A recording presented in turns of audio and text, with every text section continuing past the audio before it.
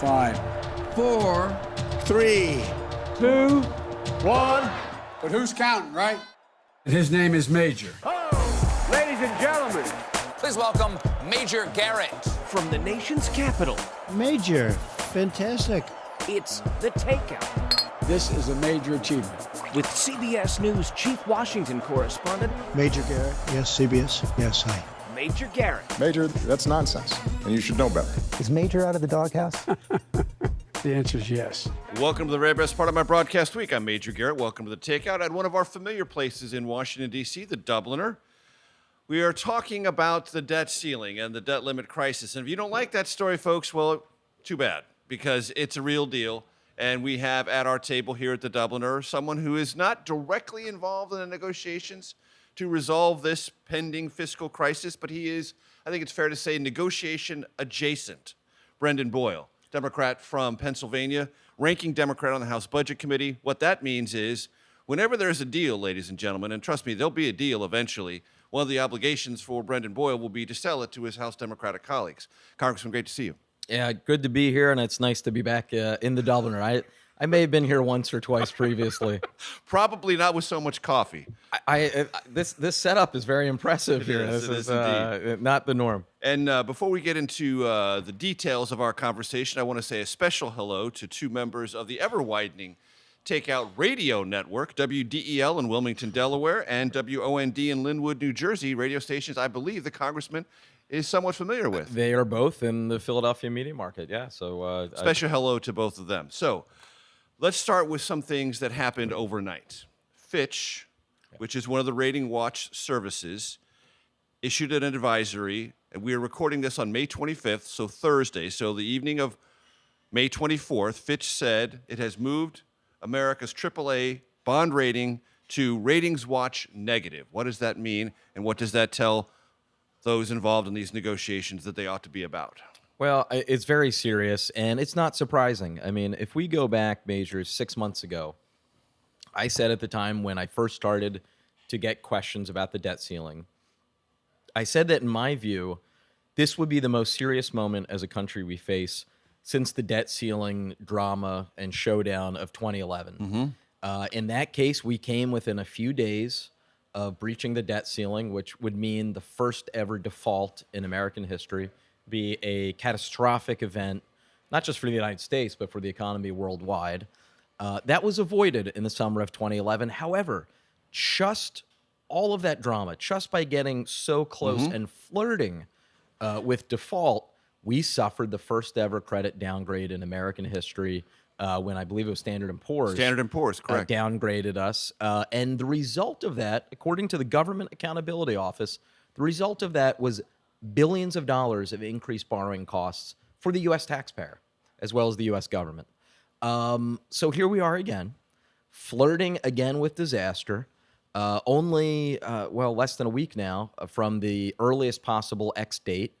And the reality is, it is not at all a surprise that other rating agencies would follow the lead that Standard & Poor's set in 2011 of giving a credit downgrade to the United States.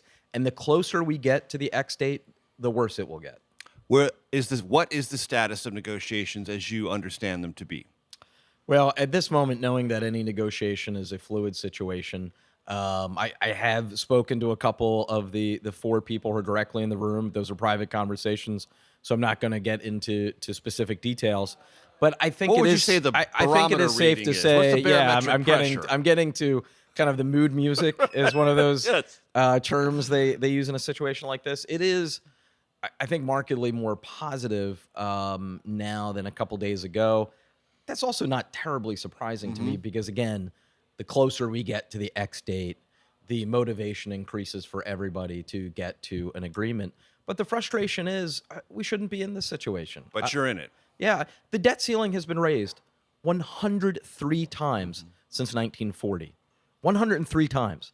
The vast majority of those, interestingly, have been under Republican presidents. It is only in recent years, however, that the debt ceiling has been weaponized in this way. And it only happens when Republicans control the Congress and there's a president of the opposite party in the White House. That's when it gets weaponized. So, you've described the stakes. You described the state of negotiations, and yet everyone is bugging out of town this weekend. No one in Congress is staying around for negotiations or to legislate anything. What kind of look is that? It gives it gives off a bad impression. However, while look, I will be here if there's an agreement that's announced. I will be here. I will stay here. I have missed a lot of family obligations. Just ask my wife and 9-year-old daughter. They will be happy to recite some of the things that I've had to miss because of votes. So I will be here to do my duty. At the same time, if there is actually nothing to vote on, while 4 people in a room are hashing this out, then it would be a little bit of theater for us to stay here this weekend. So let's keep that in mind as well. I'd also point out that for a number of members, let's not forget, going back home, especially to participate in events around Memorial Day and honoring our veterans, we shouldn't discount the importance of that. It was reported this morning in Politico that Jahana Hayes, who's a member of the Democratic House Whip team, said at a meeting yesterday, closed door, we should be staying here. And Representative Debbie Dingell from Michigan, also a Democrat, been on the show before, said, I agree. So there obviously is some discord. I wouldn't say discord. I mean, just to be clear, we as House Democrats don't set the House calendar. Of course not. So if the majority kept us in session, I would be here, right, and we would be in session. But you could say we're staying and the Republicans are leaving, and that's a bad look for them. Well, interestingly, I believe coming out of that meeting, there was not discord. That's an inaccurate description of it.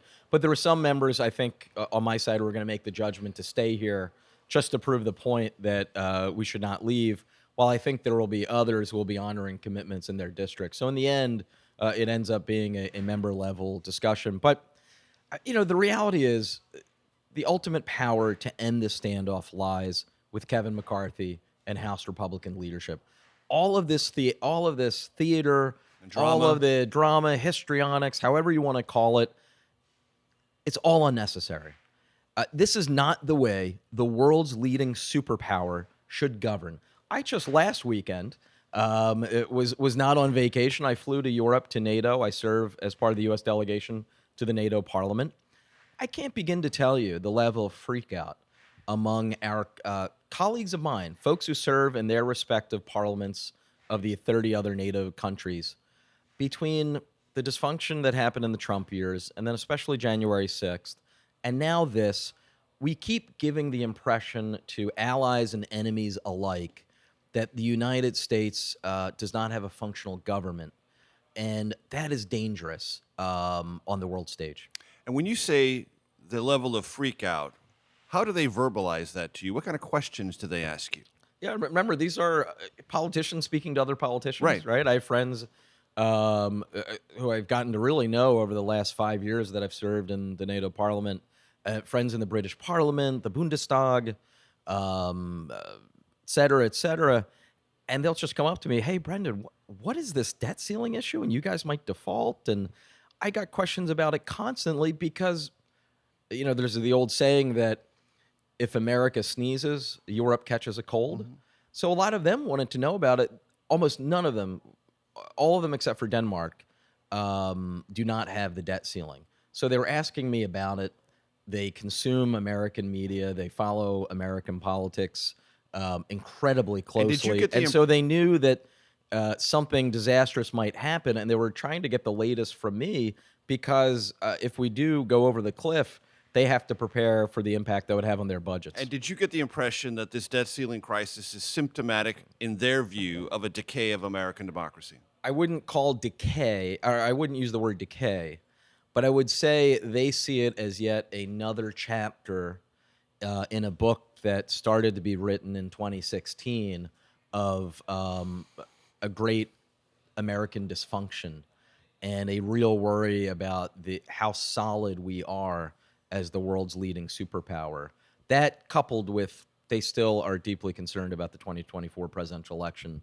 And I know that's a different topic, but we'll get to it. Yeah, so there'll be plenty of time, God knows, between now and November 2024. But it's safe to say that this is yet another reason why our closest allies really do worry about how much they can rely on the United States for leadership. We will discuss that worry and other specifics around the debt ceiling crisis when we come back for segment 2. I'm Major Garrett. We're at the Dubliner. Brendan Boyle is our special guest. Back to you in just a minute. It's important for all of us on the Democratic side to speak out as forcefully as possible and call Kevin McCarthy on his repeated BS.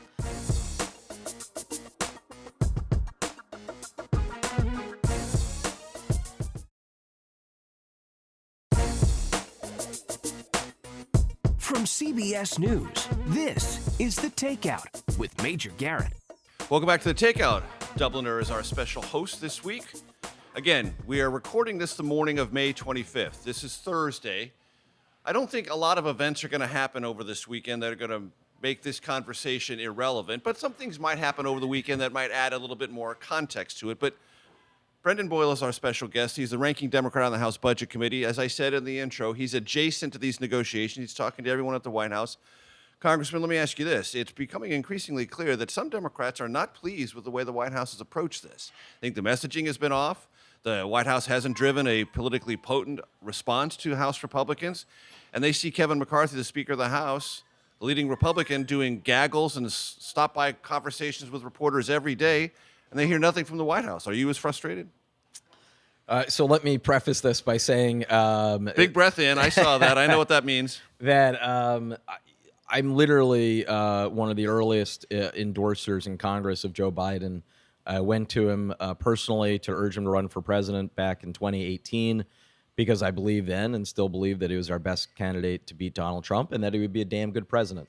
And I think the record over the last 2.5 years has vindicated that. I think it is always easy to criticize what any White House does. In terms of messaging, I strongly believe, and I've been attempting to do as much media as possible, that it's important for all of us on the Democratic side to speak out as forcefully as possible and call Kevin McCarthy on his repeated BS. That's my approach. I don't believe you win elections. Please detail. Well, I mean... What falls under the category of repeated BS? How long is this show? Go ahead. We got plenty of time. I mean, when McCarthy was asked what's one concession he's willing to give, he actually told the truth, and he said to raise the debt ceiling. Right, that's the concession. And that's so they believe they're conceding something by not blowing up the American economy. That is extraordinary behavior, and not people who should ever be trusted. Reckless? It's absolutely reckless. It's reckless. It's irresponsible. And what you're saying is you're putting the interests. What Kevin McCarthy is really saying is he is willing to put the political interests of himself and his party above the interests of the United States of America. That is what he is saying, and that is what he's doing. And you know as well as I do, I'm not here to speak for Kevin McCarthy, but I will only repeat what he has said in public over and over again. Congressman Boyle, I hear you. The House of Representatives has raised the debt ceiling. We're the only institution in Washington who's done that. So don't criticize me about holding the U.S. economy hostage. We've actually increased the debt ceiling into March of next year. So what are you complaining about? Except, of course, they haven't. What they have done is passed a piece of legislation that, according to Moody's, by the way, would bring about a recession next year and 800,000 fewer jobs.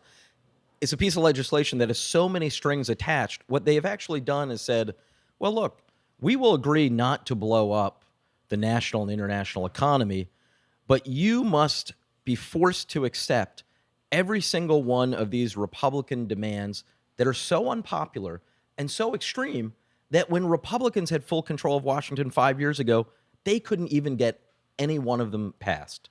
That's the reality. You know, look, I'm by no means perfect. I don't bat 1,000, but I can say this. I've been 100% consistent, and so have my fellow Democrats. When the roles were reversed and Democrats controlled Congress and there was a Republican in the White House just 4 years ago, I voted along with my fellow House Democrats to raise the debt ceiling. It was raised 3 times when Donald Trump was in the White House.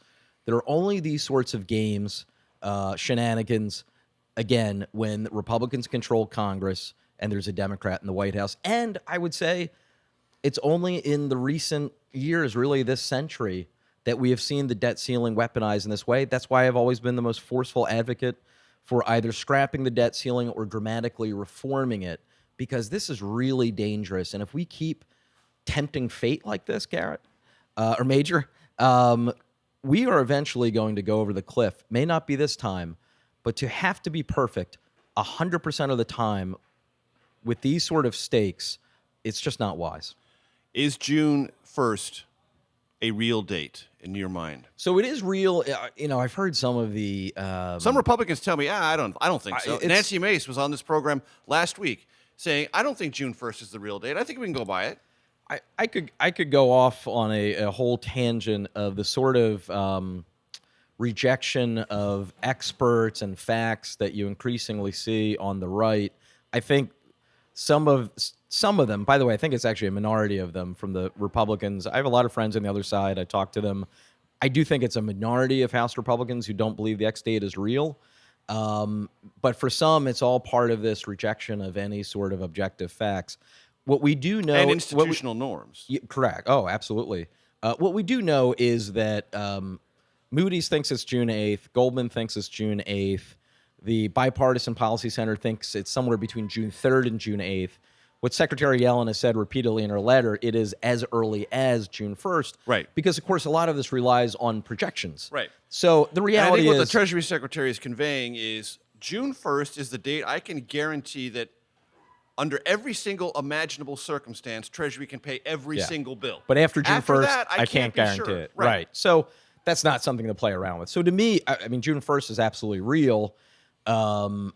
In the end, do we really want to tempt fate and get a situation where we think it's June 3rd, and then suddenly we wake up on June 2nd and we realize Treasury actually defaulted that morning?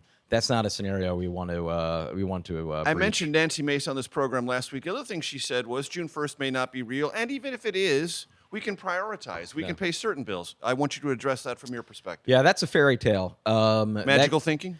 Absolutely. It goes back to 2011 when Republicans in charge at that time, they're called themselves the Tea Party Republicans then instead of MAGA Republicans. They were really talking about debt prioritization.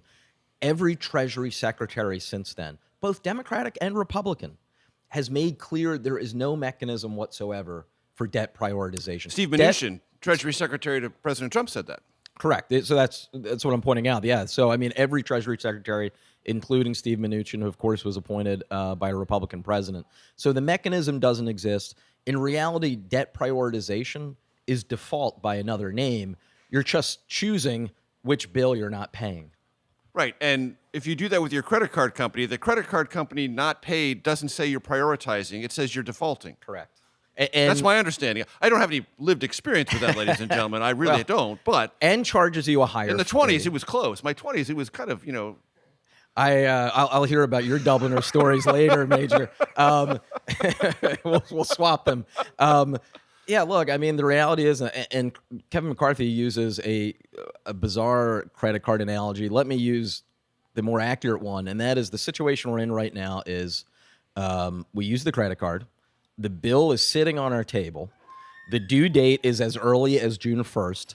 And the question is, do we pay it or not? Well, if we don't pay it, we get hit with more fees, and the interest rate goes up, and our ability to borrow in the future just becomes a lot more limited. There are no positives that come out of not paying that bill. And let me just put this into a context that I think many in my audience can follow. A couple of months ago, we went through a regional bank crisis, heart palpitation moment.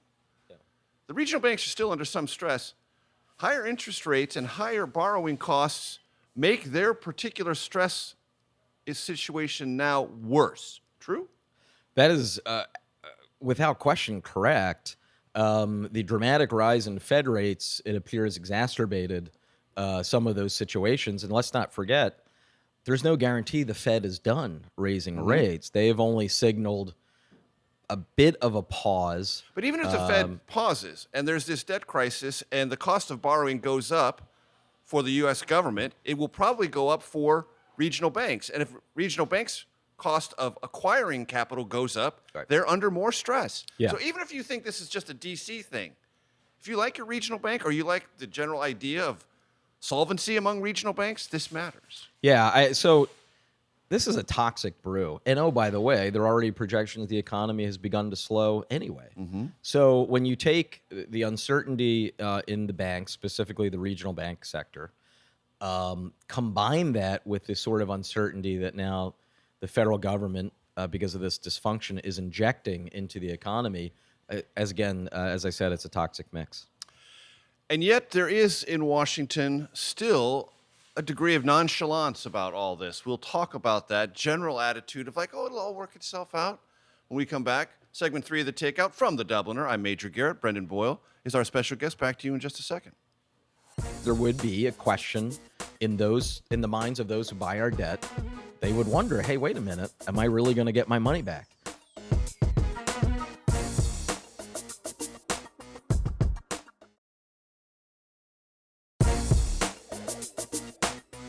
From CBS News, this is The Takeout with Major Garrett.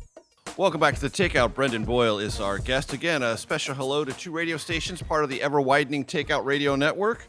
WDEL in Wilmington, Delaware, WOND in Linwood, New Jersey. Familiar both to our guest this week, Brendan Boyle, who represents North Philadelphia in the U.S. House of Representatives. So it has been said, Congressman, that President Biden can ignore all this drama, invoke powers untested, but those who argue this say clearly stated in the 14th Amendment of the Constitution, to say the full faith and credit of the United States shall not be questioned. Therefore, it's not going to be questioned. Therefore, we're going to keep paying bills regardless of what Congress does or doesn't do. Is that a reasonable, reliable off-ramp?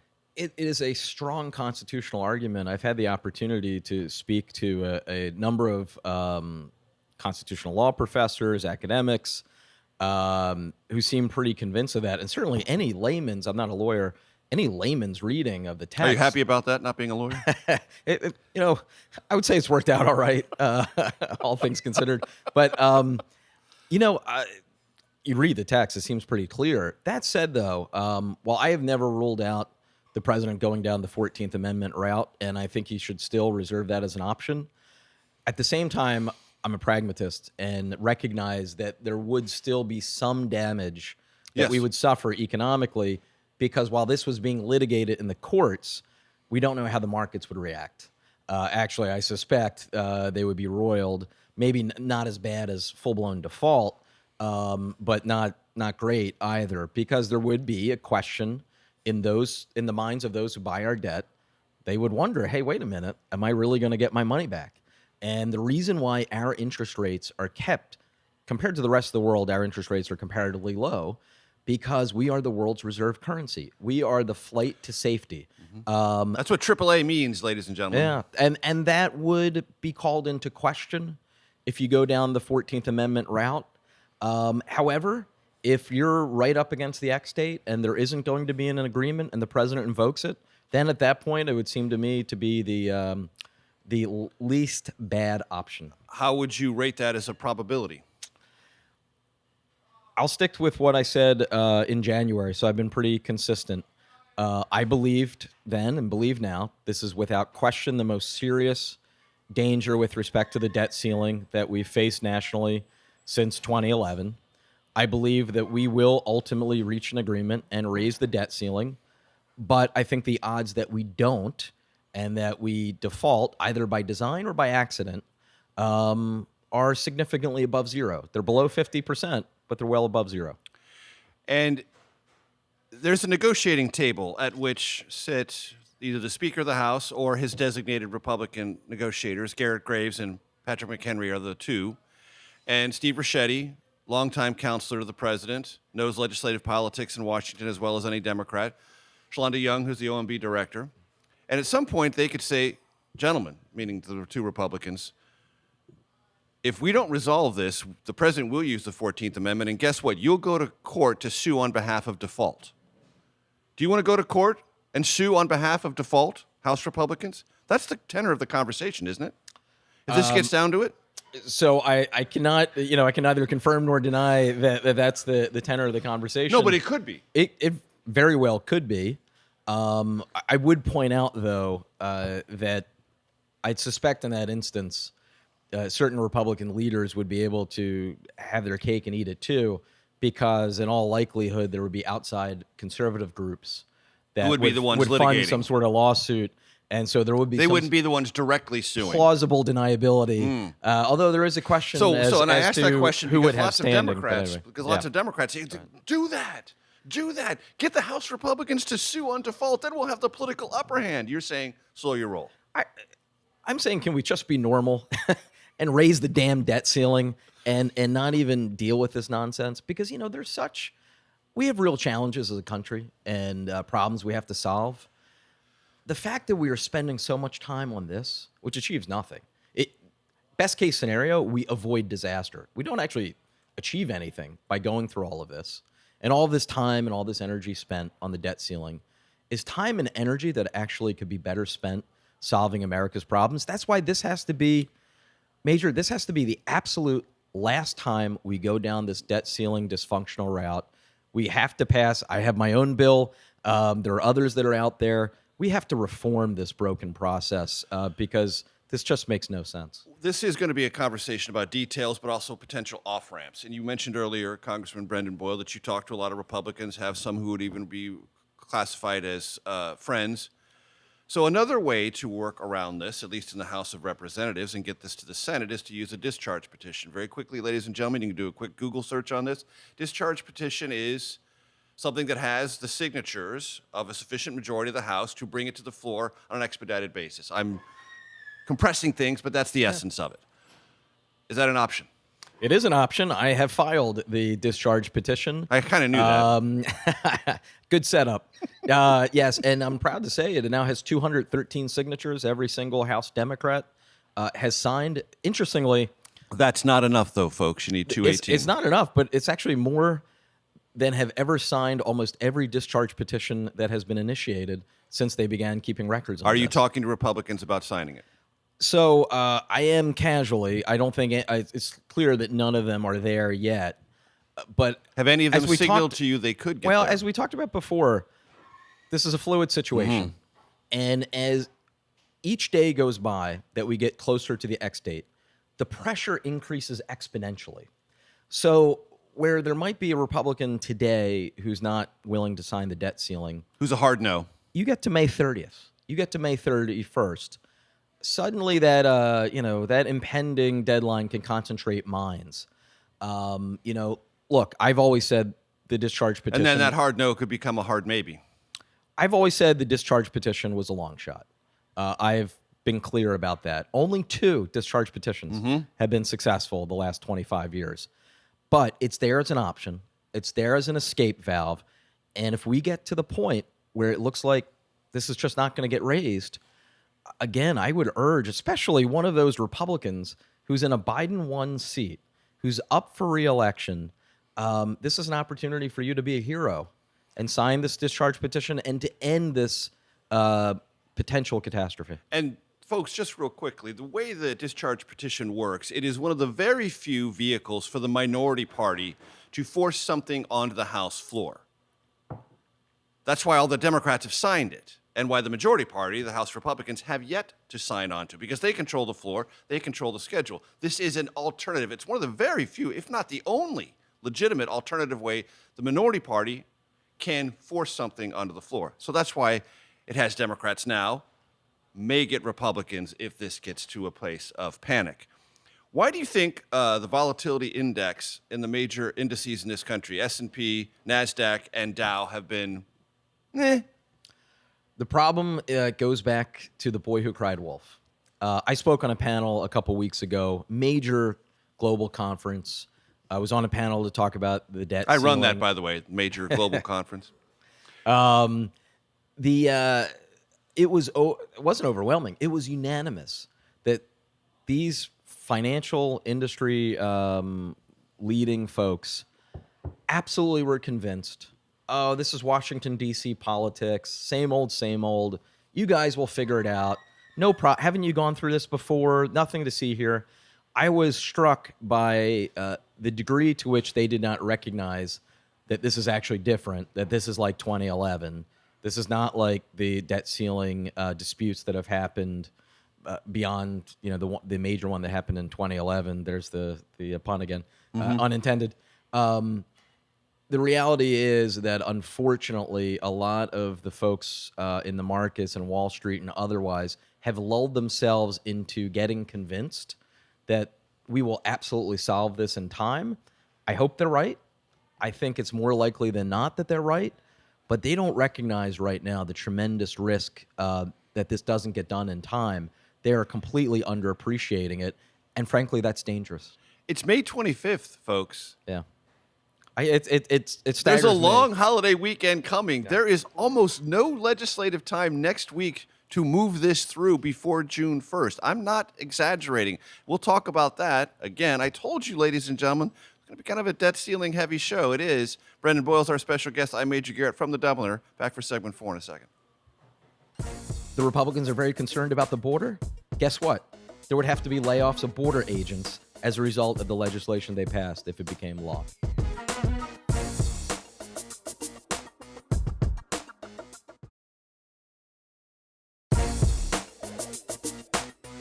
From CBS News, this is The Takeout with Major Garrett. Yes, we're wearing our nerd hats this week. Of course we are, because this is a nerdy subject, but it matters, folks. We've explained to you why it matters. I'm Major Garrett. Dubliner is our host restaurant this week. Brendan Boyle is our special guest, ranking Democrat on the House Budget Committee. So let's get into some of the specifics of what the House Republicans have passed, because they believe that they have passed something that is legitimate. So they say we should spend less in the next fiscal year than we did in the previous fiscal year. Why are you opposed to that? Well, first, let me say this is, without question, the nerdiest conversation I've ever had sitting in the Dubliner. Now, in terms of the bill, that's why this show is so special. In terms of the bill the Republicans passed, you know, I observe that, and I think polls back this up. People, when polled, are against government spending in the abstract, but then when you ask them about the top 20 things government spends on, overwhelming majority support for that spending. And Republicans have some priorities in there, too. They don't want to cut defense. They don't want to cut veterans, other things like that. They say that's what they're representing is, but they want cuts to next year's spending from this year's spending. So first, just to be clear, there would have to be cuts to veterans and veterans health care in the bill they passed, approximately 22%. There's absolutely no question about that. The way they passed the bill, they didn't specify line by line, but they did specify the things they were ruling out cutting. So obviously everything that's left over has to be cut, and pretty significantly. So I brought up Moody's Analytics before. They analyzed the Republican piece of legislation. They found it would lead to 800,000 fewer jobs, or 780,000 to be exact, and a greater likelihood of a recession in 2024. Some of the specifics that is in their bill, you're looking at 200,000 or 290,000 children kicked out of Head Start. You're looking at longer wait times at Social Security offices. Remember what happened in East Palestine, Ohio, and the call for more railroad inspections? You would actually now have fewer railroad inspections. You would have problems at air traffic control towers as a result of this legislation. You would have less money for veterans health care, as I talked about. The Republicans are very concerned about the border. Guess what? There would have to be layoffs of border agents as a result of the legislation they passed if it became law. So they don't want to talk about those specifics. That's actually what they just passed and what we're talking about. They also say that there is some number, $60 to $70 billion of quote-unquote unspent COVID funds they want to claw back. They want to put back into the Treasury. Do you oppose that? And if so, why? So first, if there really is...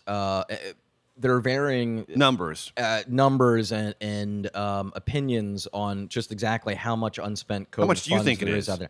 I believe it's closer to $9 billion. $9 billion? Yeah. So that this is not... This is a phony number. I don't think it's anywhere close to what they say it is. However... I haven't mischaracterized what they're representing. No, they're representing a much higher number. The analysis that I trust and that I've studied believes it's closer to $9 billion. But... you know, the reality is, I think there's real flexibility, actually, when it comes to that subject. That's not the holdup in these negotiations. That's not the holdup. Yeah. How about permitting? They want to have more permitting for exploration of oil and natural gas. Is that a place that this is stuck? There's actually a bipartisan group right now that has been working on permitting reform. That falls under the GROW part of the act. I don't know why, though. You know, first, I mean, permitting reform has absolutely nothing to do with the debt ceiling, obviously. There's already been clear flexibility on the Democratic side when it comes to permitting reform. I mentioned there's been a bipartisan group working on it. There's a group of centrist Democrats working on their own plan as well. Progressive environmentalists So, have been giving the White House heat about being too aggressive in some permitting areas in recent months. I think there is obviously a balance that needs to be struck, right? Is that a And sticking so, point in the negotiation so far as you can tell? In my view, take this for what it's worth, but I would say that I would be shocked if things like unspent COVID funds or permitting reform were the stumbling blocks. It's much bigger than those two issues and much more fundamental. Is it about work requirements? So first, we have work requirements. In the law we've now. had them since the mid-1990s. Yes, since welfare my reform. Republican friends might be unaware of this, that in fact, for most of these programs, there already are work requirements. Now, if you're talking about under the guise of work requirements, putting in provisions that de facto make it impossible to qualify for Medicaid funding, that's something quite different. Arkansas, they pursued this. And then it was such a disaster. At the state level. At the state level, correct. And then it was by a Republican legislature, Republican governor. It was such a disaster, they actually repealed it. And ultimately Because the struck down in requirements were court. too onerous. Correct. People yeah. fell off, So and look, then their health care got worse, and there were more costs for the state over time. Yeah, over time, it was actually more expensive for the government. I believe in work. I saw both my parents go to work every single day at very hard blue-collar jobs. Work is not just about a paycheck. It's about a culture and a way of life. We support work as Democrats. What we don't support is, under the guise of labeling something work requirement, actually a backdoor way to just kick people off health care. That feels to me like a significant sticking point in these conversations. In my view, the single biggest sticking point by far, simply the numbers. So, fact simply the that number, right. Republicans want 10 years of caps like they pushed in 2011, which, by the way, did, mainstream economists now clearly say there's no question that what happened in 2011, that budget agreement, slowed the economic recovery. And it ended up being not nearly as robust as it otherwise would have been. So I want to avoid that mistake. I think the duration of the caps and their severity, that's So the percentage and the big duration, issue. that's, No question that's to what me. it's all about. I think that's 90% of it. And it's been told to me, Congressman, that for Republicans, if the president and his negotiators say, well, we want to extend the debt ceiling past the presidential election of 2024, they want longer duration and a higher percentage of cuts. My view, and I think this is eminently fair, the agreement should be for as long as you're raising the debt ceiling. So if it's a 2-year agreement on the budget, we're raising the debt ceiling for 2 years. If it's 1 year for one, it's 1 year for the other. That is eminently fair, and I can't imagine Democrats would accept anything less than that. Okay, so this idea that Republicans have in their head, well, 10 years, and Forget that's... it. Forget it. It's not going to happen. I assume that's opening bid, although they're sticking with their opening bid pretty damn close to the X date, but it's just not realistic. Can't find the votes for it. You know, The White House won't agree to it, and even if it did, you couldn't find the votes for it. So you've just touched on something very important. I give Kevin McCarthy credit. He's probably good at poker because he's bluffing with a weak hand.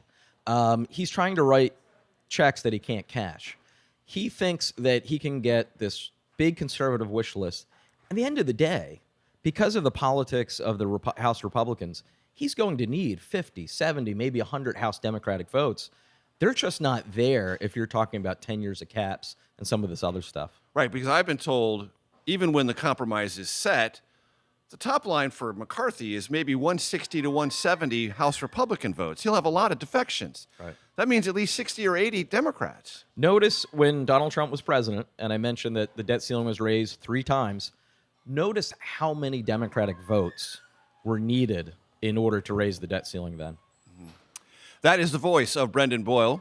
I told you this would be a debt-specific story, and it was a conversation, but I think we got a lot of stuff covered. We learned a lot. So thanks to you for that, Brendan Boyle. Thanks to the Dubliner for being our host restaurant. Stay tuned for the Takeout Outtake Especial. That's coming right up.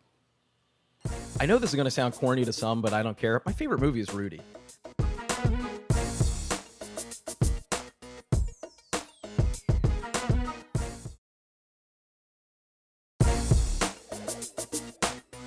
From CBS News, this is The Takeout with Major Garrett.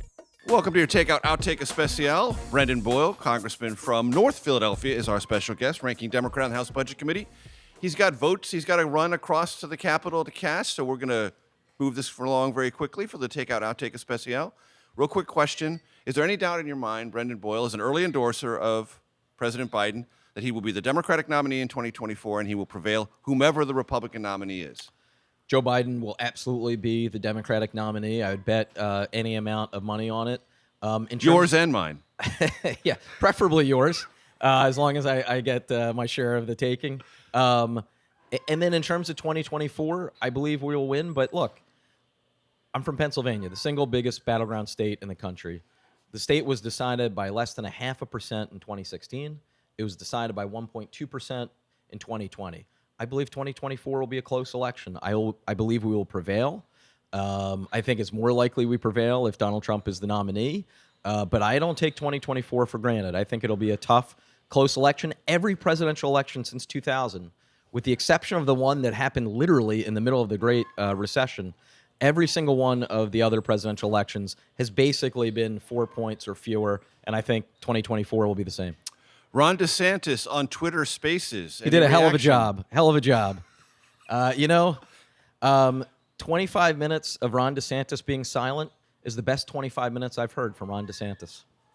I think we'll leave it at that. So we have 3 questions we ask everyone on the show. So take them quickly before you have to run across to the Capitol and cast some votes. Most influential book in your life and why? Favorite movie? And if you're listening to music that you thoroughly, and I mean thoroughly enjoy, what kind of artist or genre is that most likely to be? What was the second question? Favorite movie. Favorite movie. I know this is going to sound corny to some, but I don't care. My favorite movie is Rudy. I'm a Notre Dame alum. It came out when I was in high school. It's one of those movies that I've watched it 50 times. I recently showed it to my daughter for the first time. How can you not like Rudy? I mean, I wouldn't put it in my top 10, but it's a great movie. If it is on TV... and that's the way to answer the question. If it is on TV, I stop, not even meaning to. And then I'm watching the next scene, and then I'm watching the next scene, and an hour later, it's at the end, and the goosebumps, and the goosebumps come. And your 9-year-old daughter's like, Dad, we're late for my recital. And you're like, I'm watching Rudy. Yeah. In terms of favorite genre of music, I really don't have one. I basically am one of those people that will listen to any type of music. Really? I do. I like it when an artist takes a song that was done in one genre and adapts it for another. I tend to find those the most interesting. You're just afraid to say you're a Swiftie, right? Is that? I know one thing. I am not going to do or say anything that angers the Swifties. I will be kicked out of my house, number one. And number two, that's a significant voting base. She is a Pennsylvania native, by the way. Indeed. And then my favorite book, Somehow I Manage by Michael Scott. Why? That was actually a reference to The Office that I dropped. But fans of The Office will appreciate it. See, the straight man needs to be asking the question like that in order to carry the bit on, you see. So that was sort of like my Office, what? Huh? What? Do you actually have a book that would I'll follow do a look that to camera. Yeah, yes. Yeah, you do the look to camera. There you go. See, there you go. Very Michael Scottish. Do you have a book that actually does fall into that category? No, it has nothing to do with politics or public policy or international affairs. Back long ago, when I read A Briefer History of Space and Time, I come back to that again and again because it really just, when you're talking about astronomy, it's really the intersection of philosophy, religion, why we're here, answering all of those fundamental questions. And I read that very young. I was maybe, I guess not too young. I mean, 15, 16. And every couple of years, I will find myself rereading it, especially as we learn more about what's out there. So anyway, this is very different than what I do day to day, but it's actually a real hobby of mine. And as a 15 or 16-year-old, I don't imagine you discussed that book with many of your contemporaries. No, I wanted to seem normal. So I always kept in the closet about my love of politics. And astronomy. And astronomy. And I would mostly talk about sports and Phillies and Flyers and Sixers and Eagles. Very good. Brendan Boyle's been our special guest. That concludes your Takeout Outtake Especial because the congressman has to do what congressmen occasionally, no, they really do this a lot, go vote in Capitol Hill. So get out of here and go vote. Thanks to the Dubner. We'll see you next week.